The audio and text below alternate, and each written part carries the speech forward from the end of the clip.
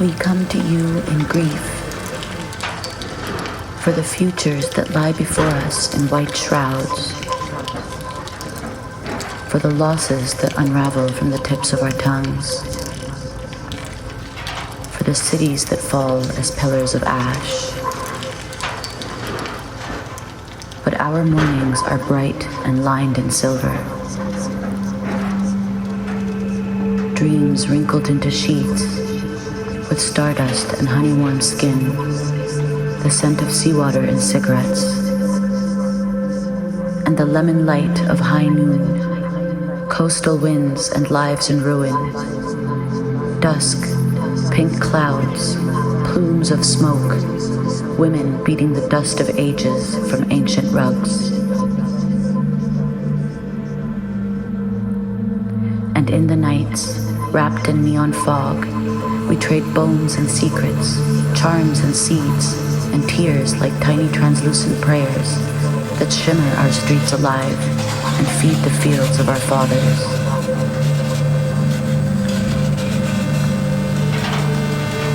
The sun rises in the west. Our moon splits in two. Time sheds its weight in shadows, turning the minutes ache by ache. A century of dread screams in the space between the navel and the gut, drowns in the groan of a world that forgot how to listen.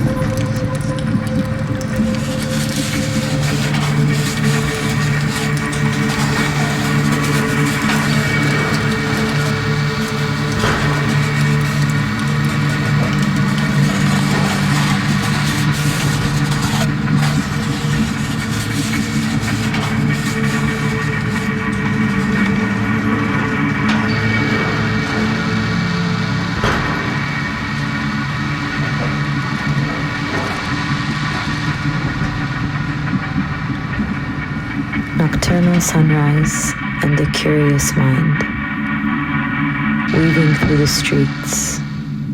Caravans of mourners speculate existence.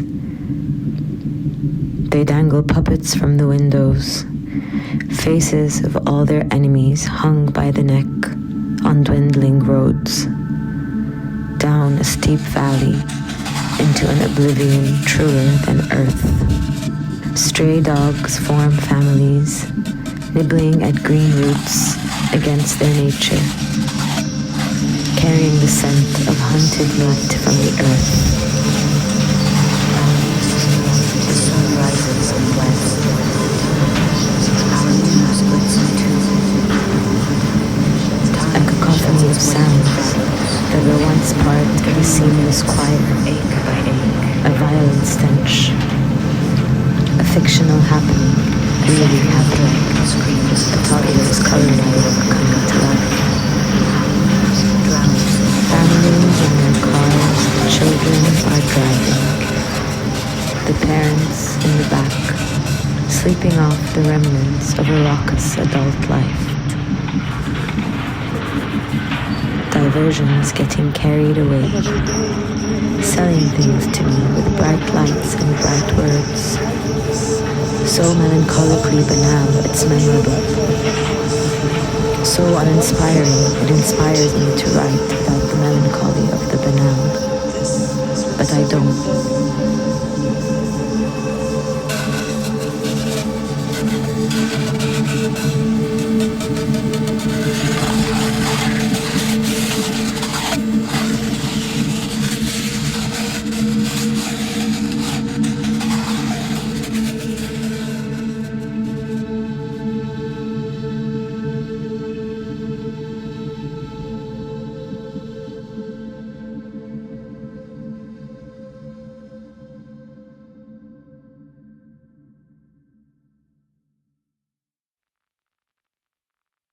Another war, another life left behind. On this new dawn, Ammo shaves in the parking lot. The sea blows the laundry dry, and the body is hung on the wires. Khalto shines her floors and guards the teacups. A ladder on the sill of the windows. Our every footsteps burning. Our ordinary days, against all odds, walking to places, dusting the balconies, repeating until the illusion of peace. Stardust in our arteries, spice in our fingertips. Those who don't lose homes only lose safety. A yell and a clutch and another mushroom. My friends text they don't want to die. The television never sleeps. The other motherfuckers, with their rainbow suits and Hollywood smiles, teasing us with ceasefires. Another day, another veto, another 100 ascended. And the eyes of everyone I love, the whiteness of their cheeks, drilled roughness, loss that no longer pleads. This is what soil does. It feeds you what it is fed. So Naji won't leave the dogs, and Ra'id is not afraid of the gun, and I will open my mouth to welcome breath of martyrs who wanted to live. Our palm lines will break and fall before our hands even wrinkle. Charcoal trees, crater pavements, never degraded, never without a dream. To throw the shoe even if it breaks our teeth. The stick with our last working arm. This is the middle finger of a poor brown boy who knows home having never even stepped in it. Who knows we aren't the wretched, we are the earth. Abu Trab, Abu Ahmad, Abu Ali Asmar, Sajid, Fidai. If ever given a tomorrow, it's because these men held their lands and feared not death, but God only. Even the wind wants their glory. What can this terror do but teach us to breathe through the nose? Everyone wants us dead, but we have peace.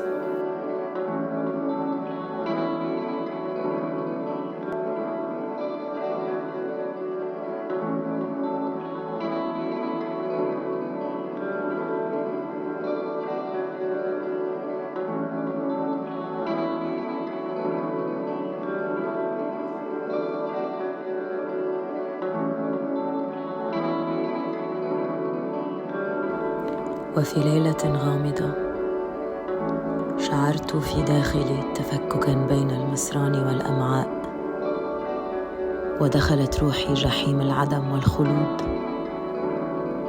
تقزحت أطراف أصابعي، ذاب جلدي محولا البرق إلى طاقة، وأضاء الكون ثم حرقه. يحترق الكون ويضيء البرق، فيتصلب جلدي، أطراف أصابع مظلمة، جحيم الواقع الثابت، دمج مؤلم بين الأمعاء والمصران، شعرت به في ليلة غامضة.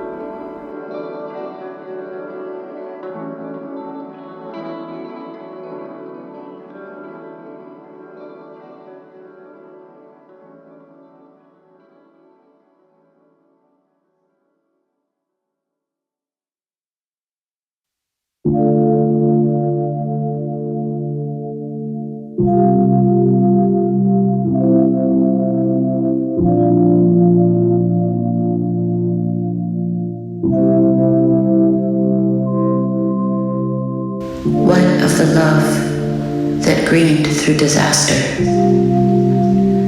despite the sudden shifting of earth beneath our feet. The chemical rains in August, and then again in November. What of the tenderness, revealed in a low tide of sorrow, sealed in a linger through the doors of a staggering train? And this intimacy, held away from the fire, but close enough still to learn well the woody warmth of eyes, the glow of copper in a loose curl, the surprising freckle on an outstretched arm. And what of the complicity, the field of wildflowers that grew in the distance between us, tended with gentle insistence, watered with our losses, under the miracle of a shared sky, bleeding with color. A gloved hand in winter, 2 cups of hours-old coffee abandoned on the balcony, a dozen cigarettes consumed in eulogy, for interrupted kisses, for the truths that fell from the lips and scattered, for your melancholy bones. What of the promise, signaled across the room, across 300 days of half-lit desire? Can it outlove catastrophe? Can it outlive the thirst at the cruel end of waiting?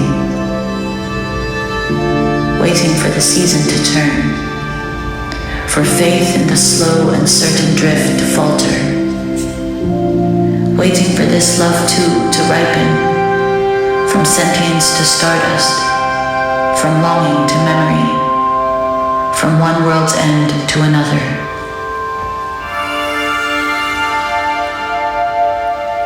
There is no conspiracy of science, no divination in our palms to answer, no reason but weather in the flight of the birds. Only a love that survives in the delicate lace of intention, and the drawing of you into the every of each day.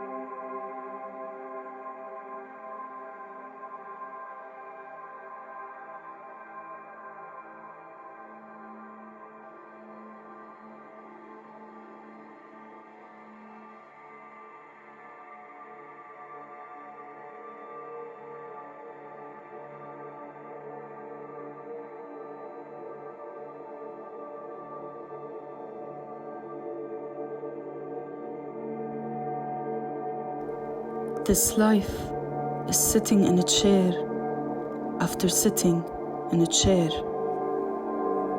Make rent living tomorrow's history books. Keep a few bleak sentences for the soul. The fumes grow outside my window. Today's apocalypse. Rabwe burning. Another strike. The airplane sounds like it's about to land in my living room, but it won't. They are content with my terror. I'm hills and a religion away from being ethnically cleansed. This is someone else's chest. My dad asks me for the news. Al Jazeera binges and it makes me nauseous. I am expected to know, guess war crimes from the kitchen, stroke the dead through the screen. Even Biden's bullshit is breaking news. A month of war and suddenly I speak like my mother. Ya Rab, but I'm not calling on anybody. This boring tongue will never understand what I mean. this tongue. The arrogance of liars who never had soap shoved in their mouth. The tilt of AF-35 American-made ammunition, 20 homes exploding into clouds of dust, into scattered nothingness, next to the few spots of green left in Beirut. Even the birds are afraid for their life. These patient men at the borders, staring at the Merkava's wheels, howling at death with the promises of God, throwing missiles with their hands, preserving Maroon al-Ras as Maroon al-Ras, Lebanese even when deserted. This false flag lasted only a second. Settlers are whimpering, going back to our borders, past our borders, to their original theft. Only cowards are afraid of death, or so I tell myself, or so we tell ourselves, my friends and I, separated, promising each other a glorious reunion, a normal afternoon when our people can return to their olives, when all of this is over, although it never really is. Until then, there's nothing to do but sit in a chair after sitting in a chair.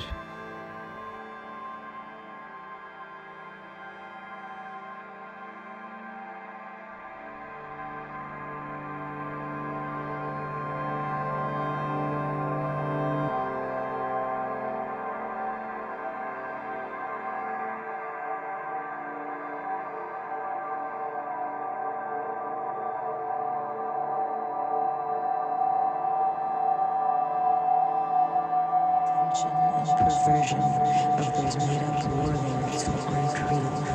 They are made up, they aren't real. With no roots to drink from, no home to smell like, protected purpose. I want to kiss all the sad lovers and thank them infinitely for their songs and poetry, their gardens and their cows, for the swords that slice open monsters between their eyes. I want to kiss them and thank them for the love that helps me understand God. In this demise of existence, I want to kiss all the sad mothers who dread each moment's waking, but live to purge and serve, to liberate humankind from the humiliation of reality. Under the fire moon, home burns with the heat of rage. Streets twist into battlefields. Buildings like blackened lungs. Each window another promise, broken.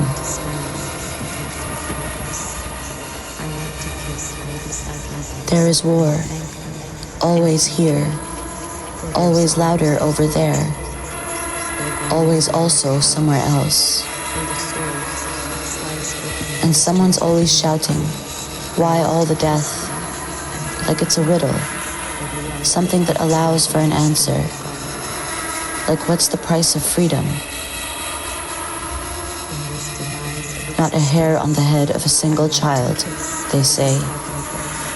Or maybe all the children of the world. Remember the burning need of youth to be free in the nights that last forever. Colored with the red lust of boys who say so little and only insist that they must. They just must. It's like air. Breathe it or choke. And sometimes, breathing means smashing walls until the bricks collapse, burying you in the rubble. Sometimes your voice has to shatter the glass, even if it cuts your throat open. How do you argue when the settlers' jaws clamp down on your mother, their teeth grinding to the marrow of her soul. Or when death is slow, like wind wearing the mountain to dust. Who decides whose deaths are just echoes of history? What's one more? You can count the bodies, but by morning, the numbers will have risen like smoke. Maybe it's not about death at all, but what the dying has to mean. The martyr, the witness, the blood woven into a worn-out flag. The dream of a day when you don't have to fight for every breath. When the sea is not a symbol, it's just blue. When living is as easy as dying. When living is all you need to do.